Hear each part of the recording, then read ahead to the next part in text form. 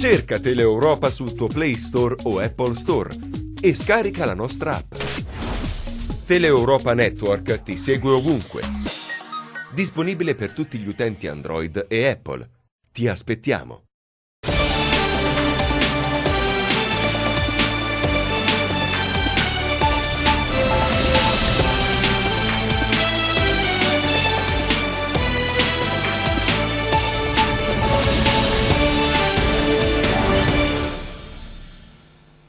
Buon pomeriggio, benvenuti, nuovo appuntamento con Linea Rovente. Oggi parliamo di una situazione strettamente di attualità.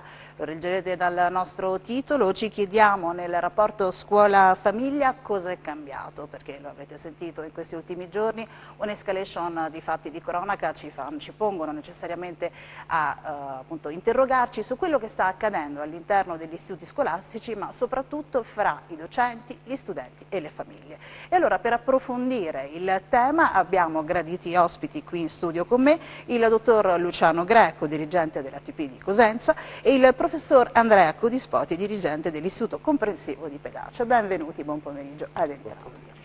E allora, lo dicevamo appunto in apertura, si parla addirittura di trincea per alcuni docenti perché sono ormai tantissime le aggressioni di cui si parla in tanti telegiornali e sono davvero tanti sia le associazioni per quanto riguarda i docenti e anche i presidi, ma anche molti genitori che non ci stanno ad essere etichettati come violenti o come aggressivi per alcuni casi di cronaca che si sono verificati.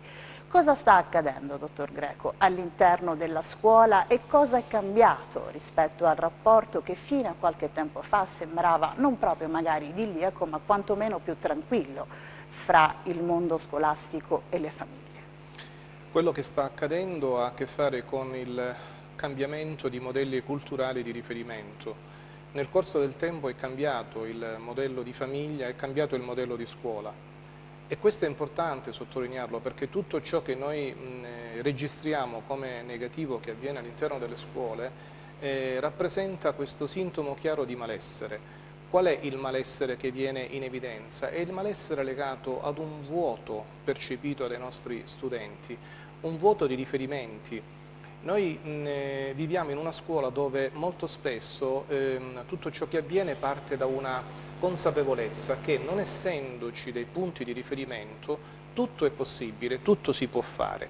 E questo modello di scuola è molto differente dal modello passato perché nel modello passato noi avevamo una maggiore alleanza tra famiglia e scuola, cioè nel senso che ciascuno agiva nel rispetto del ruolo dell'altro e forse c'era una maggiore consapevolezza di questo partenariato, di questa forma di collaborazione che deve andare e non può non andare nell'unica direzione possibile, che è quella di dare ai nostri ragazzi un futuro, il futuro più armonioso possibile. Allora ad un certo punto queste due anime, queste due agenzie educative prendono le distanze l'una dall'altro per dinamiche che sono anche interne all'agenzia stessa, al gruppo stesso. E avviene allora che quella che si considerava un valore indiscusso, cioè il partenariato, il rapporto di collaborazione, questa forte alleanza che esiste tra queste due anime fondamentali della scuola, viene meno e ad un certo punto ciascuno rivendica colpe dell'altro. Questo non è possibile. Il nostro modello scolastico, il nostro modello di crescita parte da una premessa fondamentale. Allora ci devono essere dei punti fermi nella discussione sul rapporto, sulle relazioni tra scuola e famiglia. Il primo punto fermo, che non può essere oggetto di critica o di discussione, è quello legato alla circostanza che scuola e famiglia devono poter essere alleate, devono poter andare nell'unica direzione possibile, che è quella di garantire ai nostri ragazzi una crescita armoniosa. Ora, tutto questo avviene a che condizione? A condizione che si lavori nella stessa direzione. Ma prima ancora, mi piace sottolineare, a condizione che si rispetti il ruolo dell'altro, cioè si riconosca nell'altro un alleato, un partner e non la controparte alla bisogna di una determinata situazione che non rappresenta il problema, ma rappresenta la conseguenza di un problema a monte, che è questo deficit relazionale che esiste appunto tra scuola e famiglia. Io penso che prima di interrogarci su quello che avviene nelle nostre scuole, dobbiamo chiederci perché determinati fenomeni, perché determinate situazioni si verificano. E qui il dibattito si amplia perché dobbiamo poterci interrogare su quello che è stato il modus vivendi della famiglia nel corso del tempo, cioè quali sono le dinamiche relazionali che si agitano all'interno della famiglia. Qui si pongono tutta una serie di interrogativi che hanno a che fare con il vissuto quotidiano dei nostri studenti all'interno del nucleo familiare. E qui dobbiamo appunto riflettere per capire quali sono le problematiche che si scatenano all'interno della famiglia e che poi vengono esportate a scuola, perché chiaramente i nostri ragazzi non sono come dire, degli individui che staccano la spina in famiglia e riagganciano il pulsante a scuola. Sono persone in formazione, sono persone che hanno bisogno di essere aiutate e guidate, soprattutto sono individui che hanno bisogno di punti di riferimento. I problemi nascono da una sensazione di vuoto, quando non esiste il punto di riferimento, o meglio, quando io percepisco che non c'è il punto di riferimento. Questo è un aspetto molto importante che ha a che fare con le relazioni scuola-famiglia, perché ho bisogno di sapere chi è il mio maestro, chi è la mia guida. Chi è la mia guida, chi è il mio maestro? Certamente non può essere un genitore che dice sempre di sì al proprio figlio, c'è bisogno anche di alimentare dei no, cioè non si può agire in una direzione dove si è iperprotettivi, dove si agisce in una prospettiva di tutela ad oltranza, dove i nostri ragazzi praticamente hanno tutto e quindi non coltivano quella forma espressiva del desiderio che rappresenta appunto il motore delle loro azioni quotidiane, cioè i nostri ragazzi, partendo da un presupposto che è un presupposto di soddisfazione ad oltranza, vengono a vivere situazioni e dinamiche negative. Nella vita ci sarà qualcuno che prima o poi ti dirà di no, e allora essere abituati fin da piccoli ad essere soddisfatti, ad essere accontentati in tutte le nostre richieste è profondamente diseducativo. Il percorso di crescita è un percorso anche di sofferenza, ma una sofferenza salutare, è un percorso di no, è un percorso in cui si cade e ci si rialza, e questo è importante sottolineare. Se noi deformiamo la prospettiva di crescita, se noi manipoliamo questi rapporti relazionali tra genitori e figli, e facciamo in modo che i nostri figli siano comunque, sempre e dovunque iperprotetti, e alziamo il tiro di fronte ad una situazione che può essere percepita come spiacevole, un voto in condotta, può essere un voto negativo, può essere diciamo così, un rimprovero o comunque una situazione spiacevole che si verifica a scuola, beh, allora lì siamo impreparati a gestire la relazione, e allora dobbiamo un attimo interrogarci insieme in un rapporto di reciproca collaborazione per vedere quali sono gli step che dobbiamo coltivare insieme. Certo è che il presupposto di fondo per fare un passo avanti in questa difficilissima situazione relazionale è legata al riavvicinarsi, al colloquiare, al parlare, perché dal dialogo possono nascere delle nuove progettualità, delle nuove iniziative, dove ciascuno sa quello che può fare e dove soprattutto sa di dover rispettare l'operato dell'altro. Grazie dottor Greco. Professor Codispoti, lei è dirigente di un istituto comprensivo a Pedace, da poco è anche reggente però di un istituto superiore a Bisignano, per cui ha diciamo un ampio spettro per quanto riguarda sia gli studenti che i genitori. E prima di parlare con lei vorrei farlo vedere anche ai nostri telespettatori il contributo di un genitore che ci parla proprio di quello che era ai suoi tempi quando era un alunno, e poi invece ora che è genitore, quindi si interroga anche questa mamma su quello che può essere cambiato e soprattutto quando è avvenuto il cambiamento. Sto parlando proprio del primo contributo, se la regia è così cortese da mandare in onda. Abbiamo chiesto proprio com'era in passato e com'è adesso, e soprattutto quando è avvenuto questo cambiamento. Vediamolo insieme. Io ricordo che i miei genitori, pur non essendo particolarmente presenti perché hanno lavorato entrambi, adesso sono in pensione, ma comunque erano presenti, comunque mi hanno impartito un'ottima educazione, sono stati anche estremamente autoritari, hanno preteso sempre il massimo a scuola, e quando si rapportavano con gli insegnanti il rapporto non era un rapporto di cosa lei ha fatto a mio figlio, ma il rapporto era: mio figlio si comporta educatamente a scuola. e qualora mio figlio non si dovesse comportare bene a scuola, lei è autorizzata a sgridarli e se il caso anche a tirare un ceffone, non come si fa adesso che invece è sufficiente che un insegnante alzi semplicemente la voce per sgridare un alunno o per placare semplicemente una classe in stato un attimo di subbuglio per scatenare l'ira dei genitori che il giorno dopo si presentano dalle insegnanti, dal segretario scolastico, dalla dirigente, perché gli insegnanti non si devono e non si possono permettere di aggredire i figli. Dove e quando si sia creata la frattura probabilmente non saprei stabilire in quale momento preciso si è creata questa frattura, perché è un tempo estremamente dilatato che abbraccia un periodo di almeno 25 anni. Sicuramente è un problema da contestualizzare anche nella società che si è trasformata da 20 anni a questa parte, da 25 anni a questa parte. E allora, professor Codispoti, lei si ritrova nell'analisi che ha fatto questo genitore? Sì, insomma, la situazione è cambiata. Il tempo, diciamo, noi siamo stati anche dei figli. Io avevo un rapporto con mio padre, diciamo, in cui mio padre era l'autorità. Non posso dire adesso la stessa cosa di me verso mio figlio, cioè nel senso, è chiaro che io sono, diciamo, il punto di riferimento di mio figlio, però il rapporto è molto diverso tra me e mio figlio rispetto a quello che io avevo tra me e mio padre. Quindi questo perché, per riprendere quello che diceva la signora, è per dire che i tempi sono molto cambiati. E allora a questo punto, se sono cambiati i rapporti all'interno della famiglia, se sono cambiati i rapporti all'interno della società, la scuola non può trascurare questo elemento, deve fare un passo in avanti. E il passo in avanti avviene, secondo me, in due modi. Il primo è quello di porre l'alunno davvero al centro, cioè l'alunno deve essere posto e inteso sempre come una persona, quindi come colui che è portatore di diritti, anche di doveri, ma soprattutto di diritti.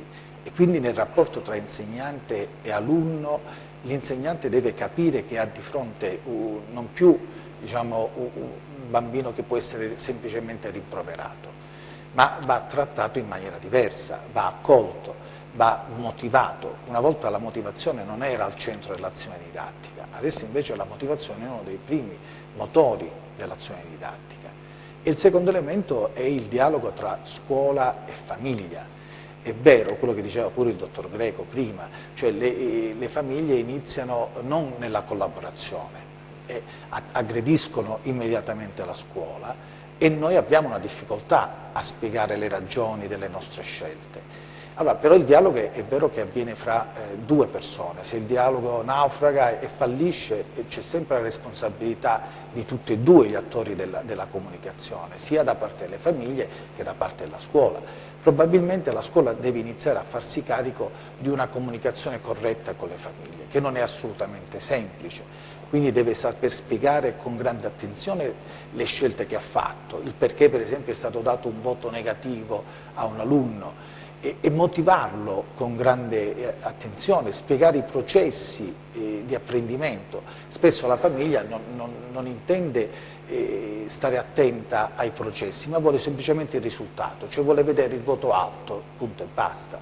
La scuola invece ha un compito molto più complesso, quello di spiegare alle famiglie quello che succede nelle aule, quali sono le difficoltà di apprendimento dell'alunno e far sì che la famiglia in questo rapporto di alleanza scuola-famiglia supporti il proprio figlio nei processi di apprendimento.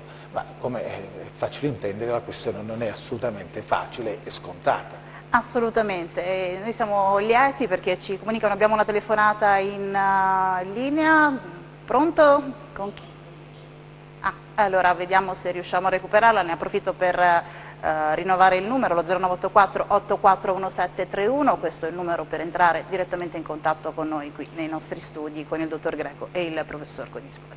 Dottor Greco, si parla appunto di collaborazione, c'è uno strumento importantissimo che forse non a tutti è noto, è il patto di collaborazione fra la scuola e le famiglie. Di cosa si tratta? È molto importante conoscerlo, sottoscriverlo, ma soprattutto applicarlo da entrambi gli attori di quello che è poi questo scenario che appare devastante, ma poi forse così tragico non è.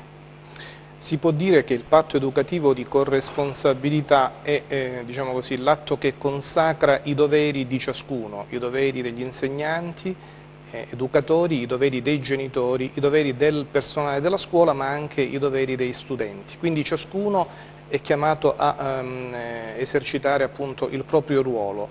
Quello che è importante è che il patto educativo di corresponsabilità non rimanga soltanto un atto scritto, ma che sia interiorizzato da ciascuno.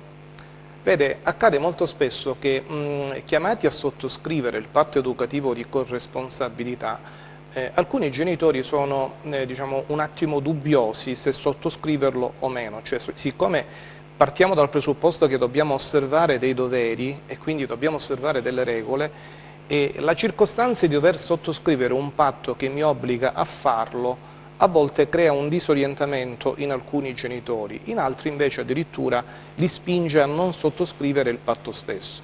Dobbiamo sapere che i doveri educativi fanno capo ai genitori prima ancora che per effetto della sottoscrizione o meno di un patto educativo.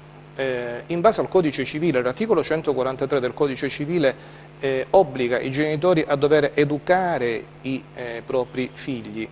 Quando si verificano dei fatti spiacevoli a scuola, comportamenti di aggressione, comportamenti come dire, oltraggiosi nei confronti dell'insegnante, comportamenti diciamo, che turbano la serenità della classe, questi comportamenti non possono essere considerati come colposi, ma sono evidentemente sintomatici di un deficit educativo, cioè si parla di culpa in educando. Molto spesso le responsabilità non sono esclusive, cioè si agitano in un contesto dove ci possono anche essere delle forme di corresponsabilità, penso per esempio alla culpa in vigilando del personale della scuola, però alcuni comportamenti, e le cronache di questi giorni ne offrono una limpida testimonianza, sono proprio sintomatici di un vuoto educativo, cioè si cresce senza punti di riferimento e si ritiene che sia normale reagire in maniera scomposta quando un educatore, un docente,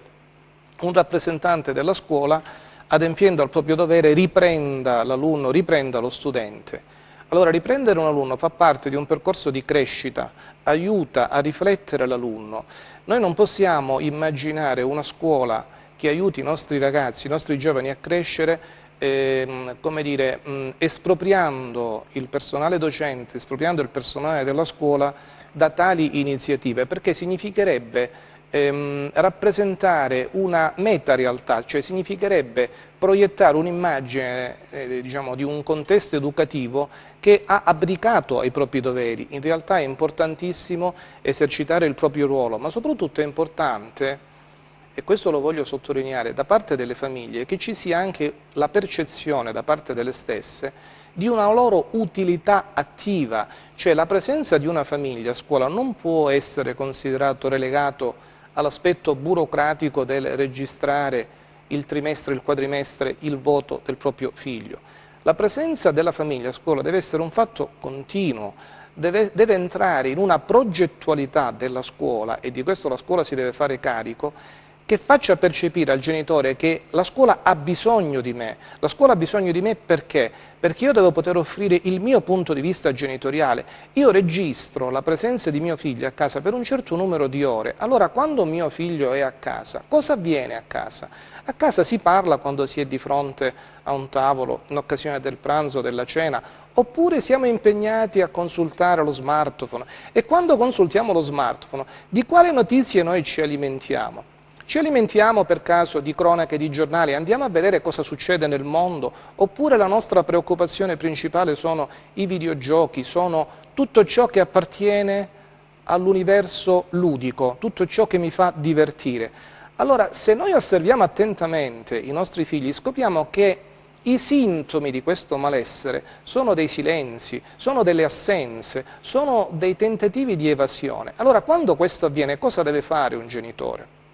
Deve, come viene sottolineato in letteratura, entrare a gamba tesa nei confronti del figlio, anche se questo può apparire spiacevole, anche se può sembrare o può essere percepito dallo studente, dal ragazzo, come un'iniziativa forte, ma c'è bisogno di dire di no, c'è bisogno di intervenire, perché quel no di oggi ti aiuterà a camminare meglio e a camminare più sicuro domani, questo è importantissimo.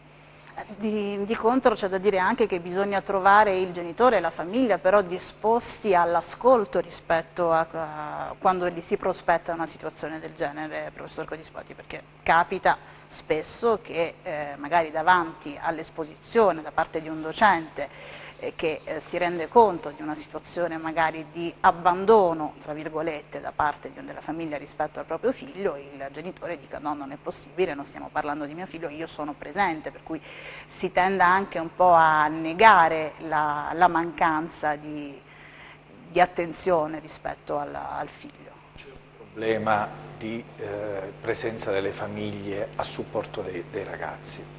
Cioè le famiglie, come dicevo prima, vogliono solo il risultato, poi di fatto a casa non sostengono i propri figli in un percorso di crescita veramente, cioè delegano molto alla scuola e chiedono alla scuola anche un processo di supplenza rispetto alle carenze interne alle famiglie e la scuola può fino a un certo punto. Teniamo conto che solitamente nei trattati di pedagogia si dice sempre che la scuola può 1 a fronte della famiglia che può 3, cioè diciamo, se la scuola influisce per il 25% nei processi di crescita del ragazzo. Mi perdoni se la interrompo, ma forse abbiamo la telefonata. Pronto?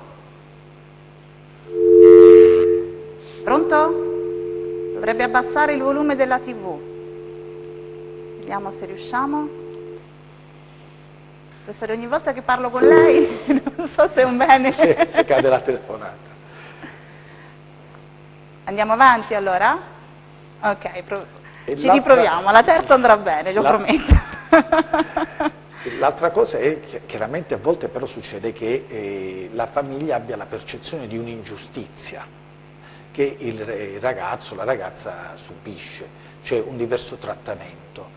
Per cui parte già col piede sbagliato, aggredisce immediatamente la scuola e la chiama alla colpevolezza. Allora è chiaro che qui dobbiamo farci anche un esame, un'autocoscienza alle scuole, cioè non possiamo nelle classi, il clima di giustizia, di serenità deve essere percepito dai ragazzi, non possiamo avere casi in cui il ragazzo sospetti un trattamento diverso di qualcuno, del suo compagno di banco. Questo non può esistere, altrimenti viene proprio meno il patto tra scuola e alunno e tra scuola e famiglia.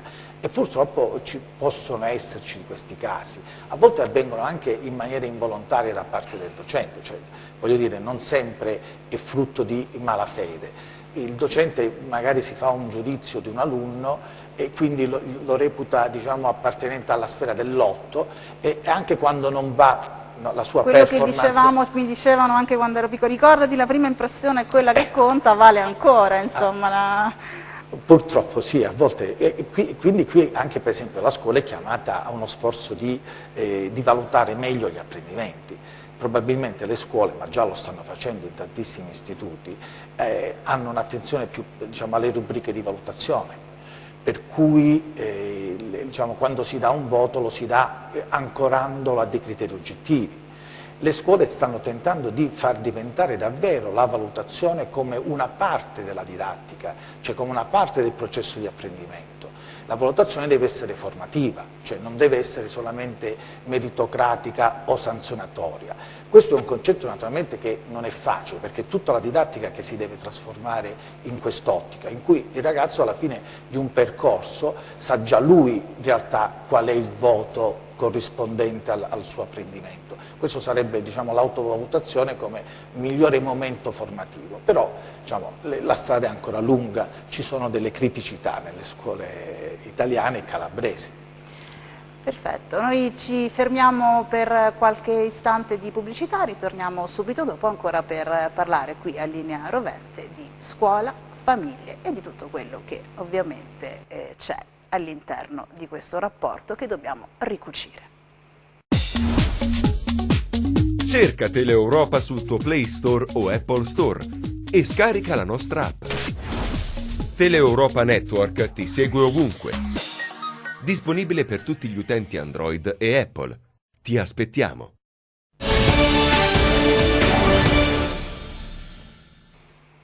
Seconda parte della nostra trasmissione, Linea Rovente, oggi dedicato al mondo della scuola e al rapporto scuola-famiglia. Ci stiamo interrogando, chiedendoci cosa è cambiato, e lo facciamo in compagnia del dottor Luciano Greco, dirigente dell'ATP di Cosenza, e del professor Andrea Codispoti, dirigente dell'Istituto Comprensivo di Pedacia. Ci eravamo fermati subito prima della pubblicità con un interrogativo, stavamo parlando comunque del rapporto anche di come vivono gli studenti all'interno dell'ambito proprio scolastico, con a volte anche magari la sensazione di sentirsi esclusi o comunque considerati diversamente da parte degli insegnanti. E a questo proposito io vorrei mostrarvi un incontro che ho avuto con alcuni studenti delle scuole superiori, alle quali ho posto delle domande, ovviamente per cercare anche un po' di capire che genere di rapporto hanno con i loro docenti, come vivono la scuola, se hanno magari avuto sentore o a volte anche hanno vissuto delle situazioni analoghe,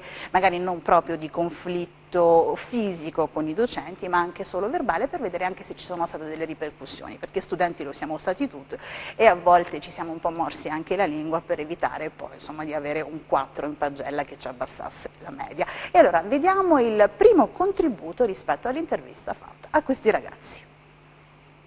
Chi mi dice che tipo di rapporto ha con i professori e se si sente libero di potersi interfacciare direttamente con loro? Allora, io con la maggior parte dei professori riesco a parlare senza problemi, anche se alcune volte non vengo capita. Poi c'è il fatto che magari non avendo molte raccomandazioni, tra virgolette, molti professori non mi considerano al pari di gente che magari è fia a questo e fia a quello. Quindi all'interno della scuola non c'è tutto questo trattamento di parità? No, per niente. Nessuna inclusione, come si va dicendo, sbandierando? No. Ci sono ancora i figli di papà? Sì, assolutamente sì. Anche voi ragazzi la pensate così? Sì, assolutamente. Beh, diciamo, io sinceramente mi ritengo fortunata anche perché in classe ho avuto comunque la possibilità di trovare compagni con i quali riesco a confrontarmi senza problemi. Stessa cosa per i professori. Ovviamente c'è il professore più confidenziale, quello magari un po' di meno, che tende più a prendere la cosa seriamente, anche ad ascoltare di meno i problemi, diciamo affronta gli alunni soprattutto dal punto di vista professionale, quindi non tende a considerarli dal punto di vista umano. Però questi comunque penso che siano casi abbastanza rari, o almeno io non ho avuto la possibilità di sperimentarli, eccetto in 1 o 2 casi. Per il resto gli altri professori sono stati abbastanza disponibili ad ascoltare quello che avevo da dire. Ecco, è come se i nostri ragazzi, cercassero sì il docente, ma il confidente, una figura di riferimento appunto che li ascolti, li aiuti e magari li insegni anche a vivere, ad affrontare i problemi del quotidiano. Chi mi risponde? Il problema legato alla funzione educativa è legato alla circostanza che non si può essere amici degli studenti. Non lo può essere il genitore amico dello studente, non lo può essere l'insegnante. Intendiamoci, l'insegnante e il genitore deve poter raccogliere ogni minimo frammento del quotidiano scolastico o familiare del ragazzo, ma questo è un altro aspetto. L'essere invece permissivi, l'essere tolleranti rispetto a qualsiasi pensiero o iniziativa che possa assumere il ragazzo, lo studente, non è condivisibile. Si parla di genitori catering, si parla di genitori tassinari, si parla di genitori devoti a questi piccoli Buddha. Non è possibile. Allora è questo l'argomento sul quale dobbiamo interrogarci. Noi dobbiamo restituire la funzione genitoriale a quella che è la sua funzione principale, che è quella di accompagnare, dal punto di vista familiare, i nostri ragazzi, i nostri studenti in un percorso che è un percorso di crescita, ma è anche un percorso di correzione del tiro quando è necessario. La stessa cosa si può dire per la funzione docente. Nel caso della funzione docente, l'insegnamento è il mestiere, per chi lo ama davvero, più bello del mondo, ma è anche il mestiere a volte più difficile e più complicato che ci possa essere, per una semplice ragione: ci si confronta con personalità diverse.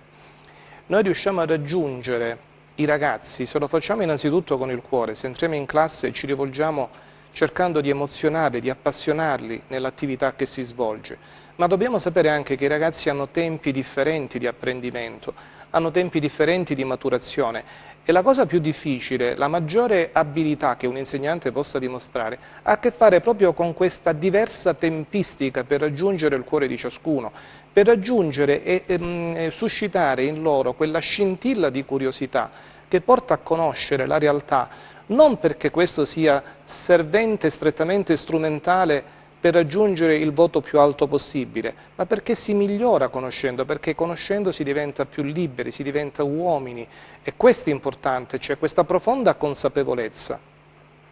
Il percorso educativo è un percorso di conquista, di frammenti di libertà, di step di libertà.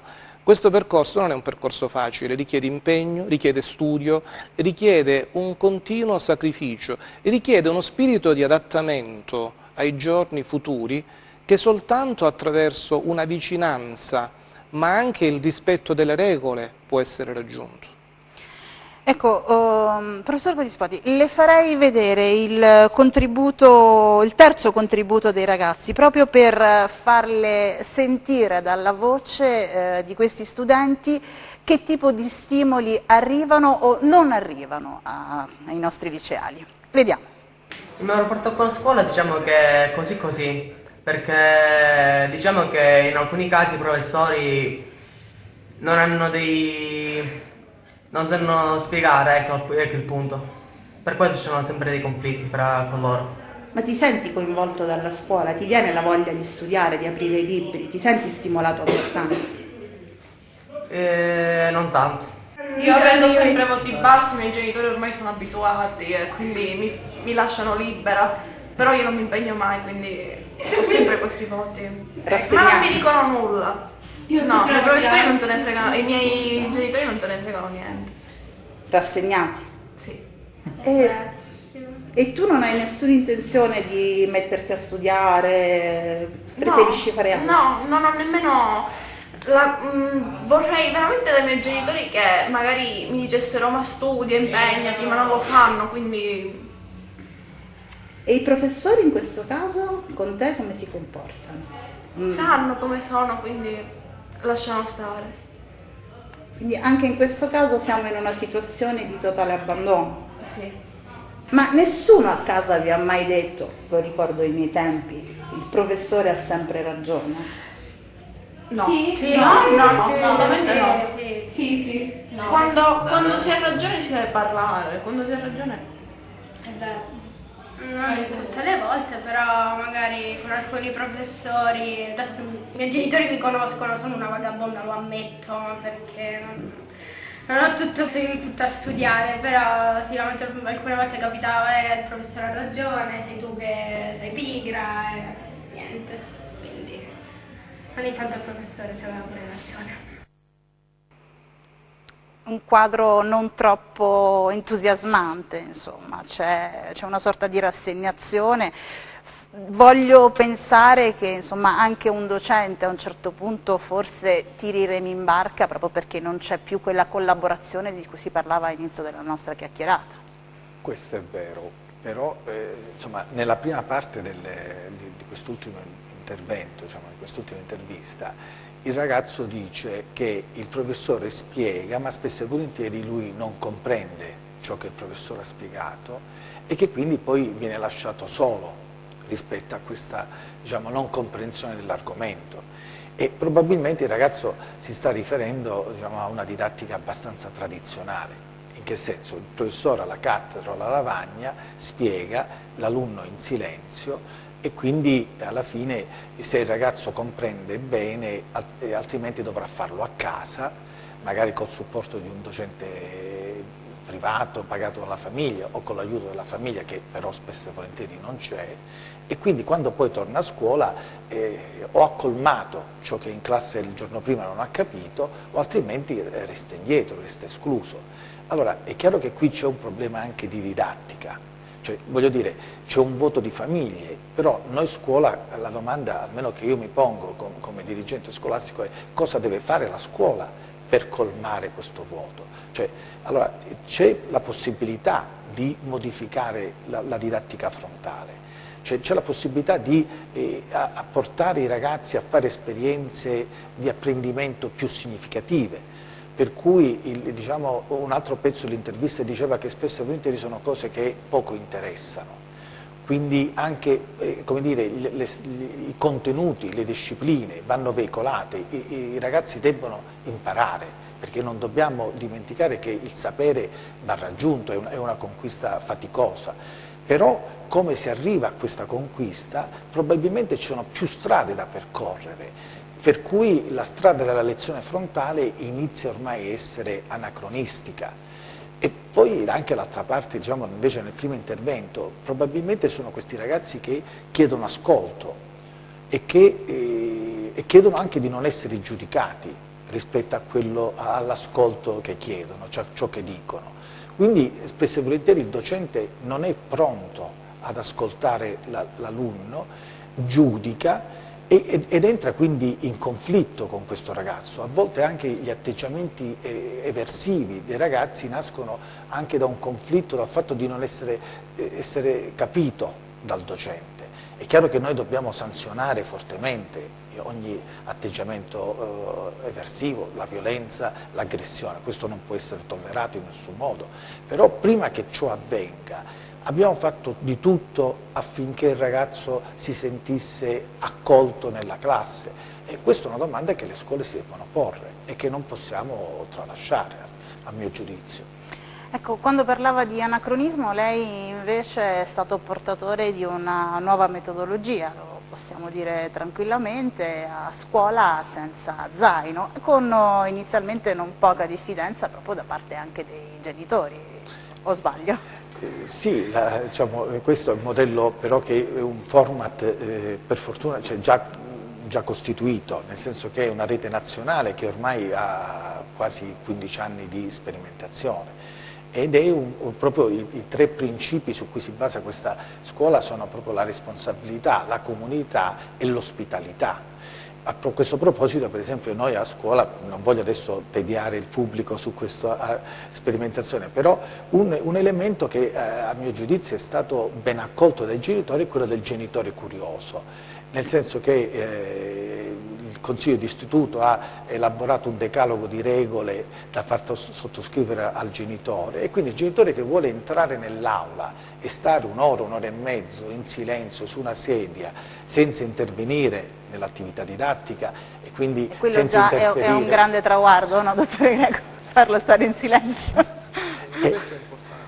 Diciamo, questo ha permesso al genitore di disattivare alcuni meccanismi negativi, cioè il genitore che poi su WhatsApp, per esempio il bambino torna a casa, racconta ciò che è successo, e quindi una visione parziale, e poi c'è l'alterazione del racconto anche sentito dal genitore, per cui a questo punto sul WhatsApp di turno dei genitori nascono i commenti e qui la cosa si amplifica e si distorce, per cui poi vengono a scuola già carichi di aggressività rispetto all'insegnante, al preside e vogliono subito soddisfazione di ciò che è successo. L'aver portato i genitori nell'aula e vedere veramente cosa avviene in un'aula scolastica di primaria ha permesso di disattivare queste bombe che invece prima per un non nulla si innescavano e scoppiavano e creavano tutt'altro che comunità scolastica. Dottore Greco, cosa deve cambiare secondo lei all'interno della scuola o cos'è cambiato ma non è stato capito dalle famiglie, visto insomma tutto il polverone che si sta sollevando? È fondamentale che scuola e famiglia si riavvicinino, ma perché questo avvenga deve aumentare la percezione da parte delle famiglie di essere non spettatori di quello che avviene nelle nostre scuole, ma di essere coprotagonisti. Questo avviene ad una condizione che la scuola si faccia carico di implementare le occasioni di incontro, di confronto, di far quindi percepire ai genitori il senso della loro utilità nell'essere a scuola e nel partecipare alle attività scolastiche. Le formule possono essere diverse, possiamo immaginare degli incontri, confronti tra docenti e genitori perché ciascuno deve poter offrire il proprio contributo di esperienza e soprattutto da questo confronto si esce arricchiti perché? Perché c'è l'altro genitore che racconta la sua storia, la sua verità e questo può offrirmi una prospettiva che non è quella di chi percepisco come la controparte, ma è dell'altra persona che si trova nella mia stessa situazione. Quindi è importante confrontarsi e incontrarsi, è anche importante svolgere delle attività a favore della scuola, penso per esempio se organizzate, se programmate ad attività che potrebbe essere di volontariato, ma penso anche all'essere presenti alla presenza degli studenti. Per esempio immaginiamo la possibilità che gli studenti si rivolgono ai loro genitori in un'aula e spieghino che cosa fanno durante l'anno scolastico, cioè renderli partecipi di quello che avviene nella vita scolastica. Non è più un fatto burocratico e formale, è un fatto sostanziale di copartecipazione alla vita scolastica. Allora su questo a mio avviso si possono immaginare dei percorsi nuovi, cioè si può immaginare un rinnovato impegno della scuola che crei più forti occasioni per rendere queste due anime della scuola il più possibile vicini e cooperanti all'interno dell'istituzione scolastica. No, sì. Noi per esempio chiediamo ai genitori di costruire degli strumenti didattici e quindi chiediamo loro di trovarsi insieme, noi forniamo i materiali e che li costruiscono loro da soli, quindi apriamo la scuola il pomeriggio, loro si ritrovano, soprattutto le mamme, qualche volta i papà se sono bravi ad esempio in questi lavori e quindi costruendo questi piccoli strumenti didattici in realtà fanno comunità tra di loro, stanno insieme, iniziano a smussarsi alcune anche antipatie e quindi anche come dire, i bambini sentono che i genitori stanno insieme, che vanno d'accordo e questo è fondamentale. Una delle cose più gravi per esempio è quando i genitori parlano male dell'insegnante davanti ai propri bambini, fanno un danno enorme. Noi chiediamo proprio che questo non avvenga mai, se c'è un problema di venire a scuola, di discutere, di trovare insieme la soluzione, però salvaguardiamo i bambini rispetto a certi atteggiamenti anche aggressivi, violenti che loro poi interiorizzano e portano nella classe rispetto all'insegnante, rispetto ai propri compagni.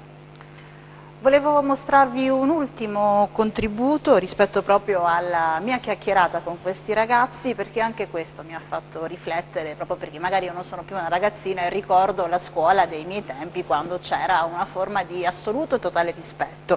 E allora vediamo l'ultimo contributo, il quarto dei ragazzi, grazie.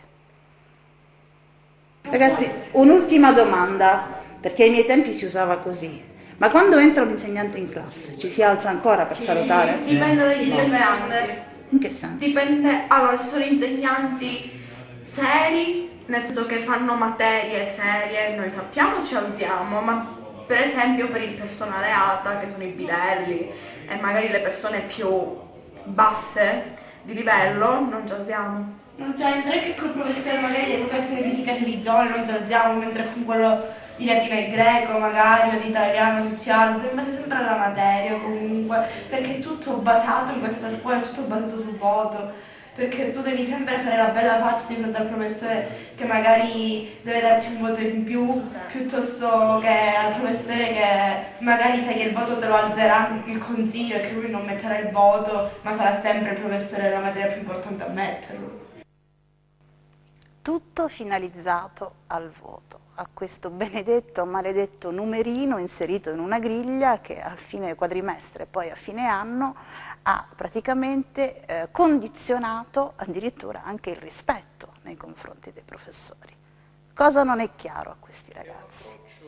Errato, perché il voto deve rappresentare un momento di verifica, ma non può essere la stella polare in funzione della quale si vive. Cioè l'attività di crescita richiede anche delle pause, richiede dei momenti di riflessione. Un voto negativo non è, come dire, non rappresenta l'interruzione di un percorso, ma rappresenta semplicemente una pausa di riflessione. Allora bisogna che ci sia un approccio consapevole, responsabile a questi fenomeni di pausa e in questo è molto importante lo spirito di comprensione delle famiglie ed è anche importante il lavoro di comunicazione che fanno i nostri insegnanti nei confronti dei ragazzi. Poi in riferimento al servizio vorrei sottolineare un aspetto: noi non abbiamo docenti di serie A e docenti di serie B, così pure non abbiamo personale docente da considerare meglio rispetto al personale ATA, amministrativo, tecnico ed ausiliario. Noi abbiamo operatori della scuola che sono servitori dello Stato, molto spesso loro agiscono in condizioni di anonimato, sono lontani dalla luce dei riflettori, il loro lavoro è oscuro, ma il loro lavoro serve a garantire il funzionamento della macchina scolastica e su questo bisogna essere molto chiari e quindi lì dove ci sono dei vuoti di sensibilità da parte dei nostri ragazzi c'è bisogno che con gli strumenti comunicativi adeguati si possa loro come dire, rappresentare che c'è bisogno di avere il massimo rispetto dell'istituzione scolastica tutta. Professor Codispoti, prima della chiusura, una pura curiosità, ma è vero che non si boccia più? Beh, è diventato più difficile, però la domanda è... Visto che si parla di voti, quindi i ragazzi sono legati certo, a questo. Però la domanda forse più corretta è: serve bocciare? Cioè serve respingere, non ammettere l'anno successivo un ragazzo? Allora, la risposta non è scontata, quindi può capitare a volte che questo davvero serva al ragazzo per crescere e affrontare una complessità maggiore dell'anno scolastico, a volte invece questo è sentito solamente come punizione e quindi porta invece il ragazzo all'abbandono, a uscire fuori dal sistema scolastico e quindi quello è davvero il male peggiore.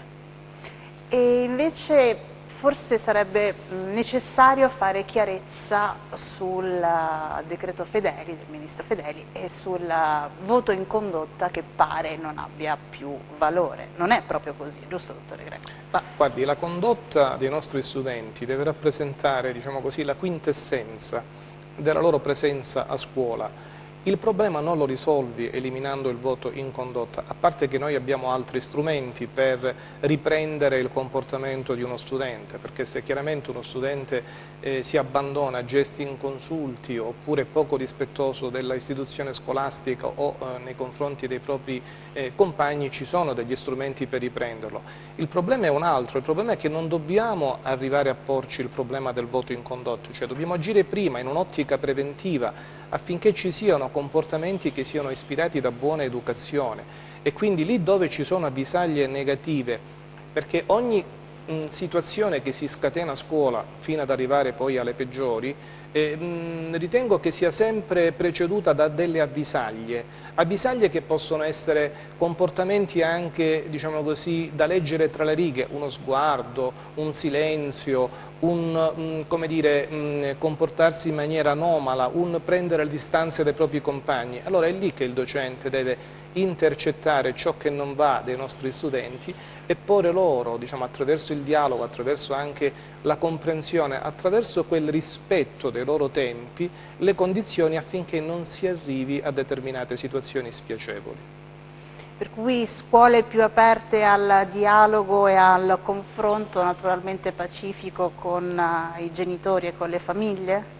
Io penso che ci debba essere un maggiore senso di responsabilità da parte di tutti e anche un maggiore rispetto dei compiti che ciascuno è chiamato a svolgere, non solo dei propri ma anche dei compiti altrui.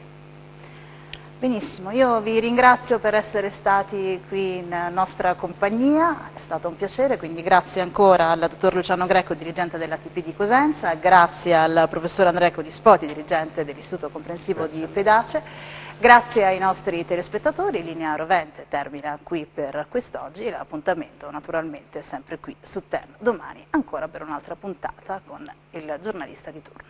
Grazie ancora.